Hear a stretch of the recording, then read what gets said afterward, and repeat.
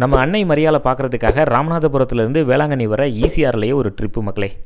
இந்த நியூ இயருக்கு எங்கேயாச்சும் போகலான்னு பிளான் பண்ணும்போது தான் மச்சான் ஃபிக்ஸ் பண்ண ஸ்பாட்டு இந்த வேளாங்கண்ணி. சாமி கும்பிட்ட மாதிரியும் ஆச்சு, சுற்றி பார்த்த மாதிரியும் ஆயிடுச்சு.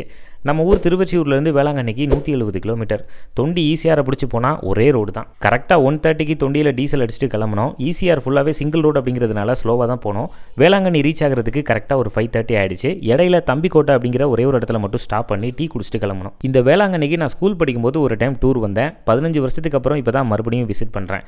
இங்கே இருக்கிற சர்ச்செல்லாம் பார்த்தீங்கன்னா ரொம்பவே அழகாக இருக்குது மக்களே. அதுவும் நைட் டைமில் இன்னும் சூப்பராக இருந்தது. கூகுளில் தேடி பார்த்தேன், இது எல்லாமே யூரோப்பியன் ஆர்கிடெக்சரில் கட்டியிருக்காங்க. சர்ச்சில் சாமி கும்பிட்டுட்டு ஃபாதர் கிட்ட பிளஸிங் வாங்கிட்டு அதுக்கப்புறமா பீச்சில் ஒரு வாக் போனோம்.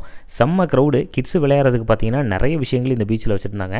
அப்புறம் திரும்ப நாங்கள் சர்ச்சுக்கு வந்தோம். ப்ரேயர் நடந்துட்டு இருந்தது. அதை முடிச்சதுக்கப்புறமா பக்கத்தில் ஒரு ஹோட்டலில் போயிட்டு நைட் சாப்பாடு கேரளா ஸ்டைலில் இருந்தது. ஃபுட் எல்லாமே ஃபுட் ஓகே தான், பட் ரொம்ப காஸ்ட்லியாக இருந்தது.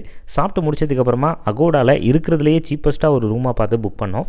650 ரூபா வந்துச்சு. நைட் ஸ்டே மட்டும்தான், மார்னிங்கே வெக்கேட் பண்ணணும் அப்படின்னு சொல்லிட்டாங்க.